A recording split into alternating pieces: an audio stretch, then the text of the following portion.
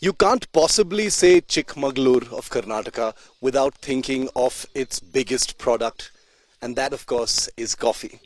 I'm standing here in one of the large plantation estates for coffee here in Chikmagalur, Karnataka, to tell you a story about something that has become a part of everyone's life.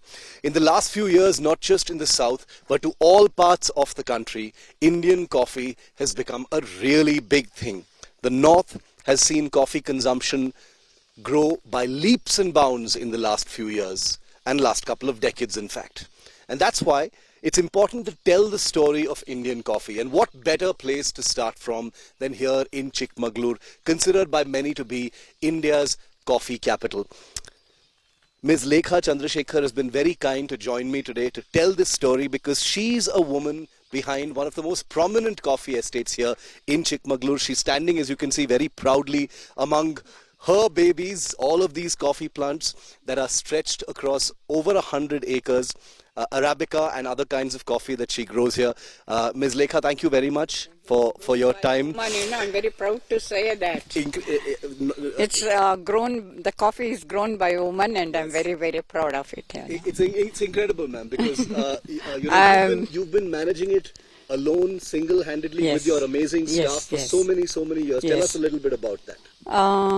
That's what from last 24 years I've been managing the estate, and my staff is very, very cooperative, and even the workers, and they give, no problem anywhere, What kind of coffee do you grow here? What are we looking at here? This is Arabica coffee. I think this one particular variety is called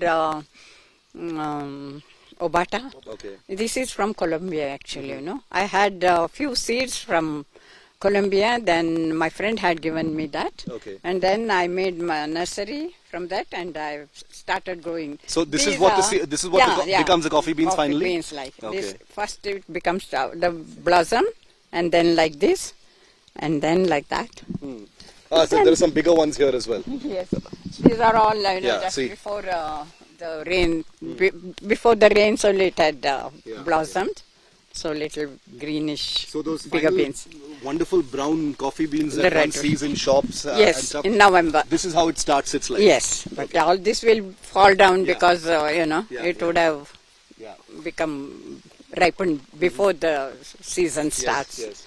I'd like to talk a little bit, as we walk around this beautiful estate, and it's a little surreal, I have to admit, ma'am, to be surrounded by coffee plants, because I'm guessing a large percentage of coffee lovers never get to come to a coffee estate to see where it actually all happens. Yeah, so here on India Today, we're very happy to be able to tell this origin story as far as coffee is concerned. Where does Indian coffee stand, Lekha ma'am? In the kind of global sweepstakes, how is Indian coffee regarded? Now it's becoming more popular because of we maintain a lot of quality. Yes. Also more eco-friendly, I hear. Eco-friendly. Yeah. It's grown under shade trees, and then sun-dried. Very natural it is actually. Yeah. So they like it that way, and some of the planters have become, they are very conscious of all these things, and they grow only natural coffee, So if Indian coffee is, if I could call it green, more earth friendly, that matters, doesn't it, in this day and age, to customers especially? Yes. If given the choice between coffee from some other countries, perhaps, then Indian coffee has an advantage as far as being earth friendly is concerned. Exactly. So which are the countries that India competes with, ma'am? We in the top 5, you say that we are number 4 or 5. Yeah. Who are the top guys? Top guys, I told you, Brazil. Yeah. Colombia. Vietnam. Indonesia. Right. Kenya also grow a lot of coffee. So competition with all the countries, we have to come up if you have to come up, Yeah. It's a free market, but coffee awareness is also becoming a very big thing. Very big. Now in India it has started, the coffee awareness has because of many coffee cafes Yes. all over India. Yeah. The coffee is becoming more and more popular. Yeah.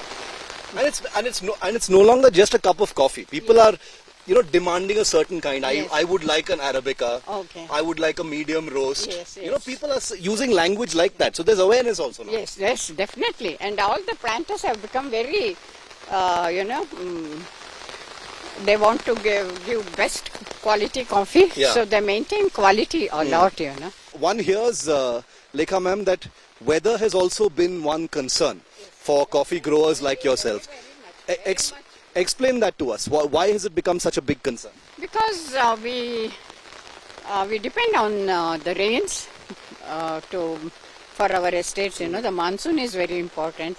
Last year we had a very long monsoon. Lot of estates had problem with the water, water logging and all that. So it's weather is very important role for plays a very important role, And for our blossom we need rains. At the end of March we need this blossom showers. Yes. Then the blossoms, and after that, to get the fruit, the berries set, we need rains like this. Right. So where their coffee comes from is as important as the quality of the coffee itself. So here's to Indian coffee, here's to Chikmagalur, and thank you very much, Lekha ma'am, for telling us. For coming and Thank you. This beautiful story that nobody is ever going to forget. If you like the video, do like, comment, share and subscribe.